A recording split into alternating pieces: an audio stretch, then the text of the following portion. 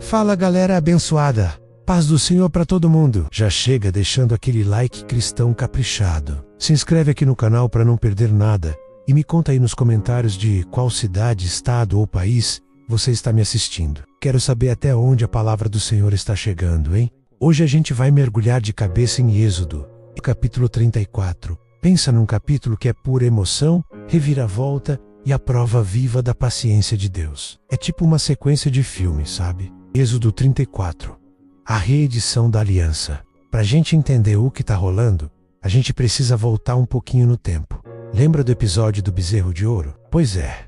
Enquanto Moisés estava lá no Monte Sinai, recebendo as tábuas da lei, o povo aqui embaixo resolveu fazer uma festa, digamos um pouco pagã. Construíram um bezerro de ouro, dançaram, cantaram. Uma confusão só.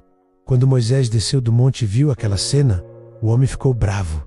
E com razão, né? A fúria foi tanta que ele quebrou as tábuas da lei originais, aquelas que o próprio Deus tinha escrito. Foi um momento tenso, o maior cancelamento da história bíblica. O clima ficou pesado. O povo se arrependeu. Deus falou que não ia mais andar no meio deles. Parecia que a aliança tinha ido por água abaixo, mas é aí que a gente vê a beleza da misericórdia de Deus entrando em cena. Nosso capítulo de hoje, o 34, começa com Deus chamando Moisés de volta para o monte.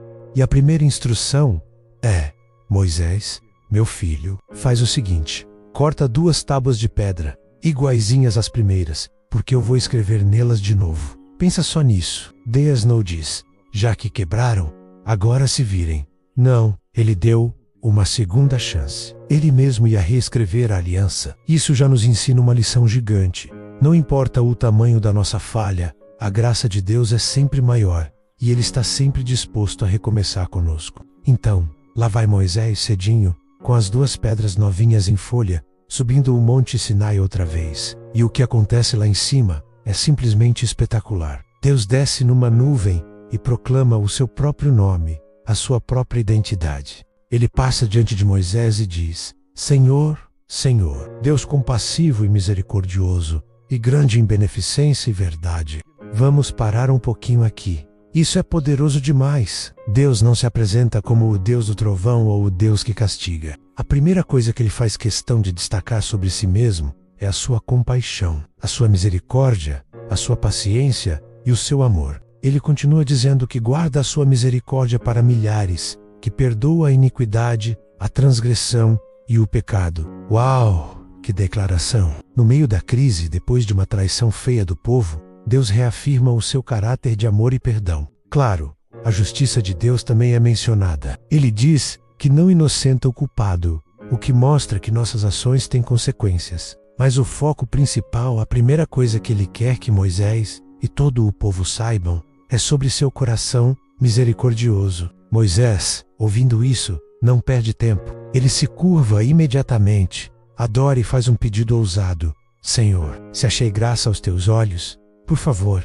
anda no nosso meio de novo. Eu sei que esse povo é teimoso, mas perdoa a nossa maldade, o nosso pecado, e nos tome como sua herança. Moisés intercede pelo povo. Ele não aponta o dedo, ele se inclui no nós. Ele reconhece a falha do povo, mas apela para a misericórdia que Deus acabou de proclamar. E qual a resposta de Deus? Eis que faço uma aliança. Sim, ele aceita. A aliança está de pé. Novamente, Deus promete fazer maravilhas como nunca antes vistas, para que todos os povos vejam a obra do Senhor, porque será uma coisa terrível, no sentido de inspirar temor e reverência. Aí Deus começa a repetir algumas regras importantes da aliança. Ele reforça a importância de não fazer acordos com os povos da terra prometida, para não cair na idolatria deles. Ele manda quebrar os altares, as estátuas e os postes ídolos. A mensagem é clara: a adoração é só para mim. Eu sou um Deus zeloso, não divido minha glória com ninguém. Ele também reforça a guarda das festas, como a festa dos pães asmos, a festa das semanas, que é a da colheita, e a festa da colheita no final do ano. E a regra de que todo primogênito, tanto de homens quanto de animais, pertence a ele. Essas práticas não eram só rituais vazios, eram lembretes constantes da aliança, da libertação do Egito e da provisão de Deus. E tem um detalhe muito interessante.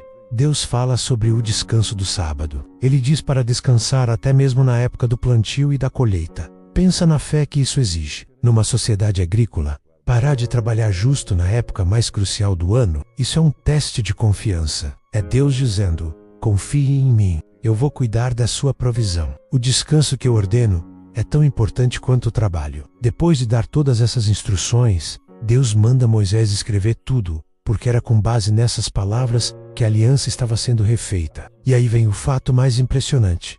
Moisés ficou lá no monte com o Senhor por 40 dias e 40 noites, sem comer pão e sem beber água. Ele estava tão imerso na presença de Deus, tão sustentado pela glória divina, que as necessidades físicas ficaram em segundo plano. E quando ele finalmente desce do monte, com as 2 tábuas do testemunho nas mãos, acontece algo incrível. O rosto de Moisés estava brilhando. A pele do seu rosto resplandecia de tal forma que o povo ficou com medo de chegar perto dele. Ele tinha passado tanto tempo na presença de Deus, que a glória de Deus ficou, literalmente, estampada nele. Ele nem percebeu, mas todos ao redor viram. Isso nos deixa uma reflexão fantástica.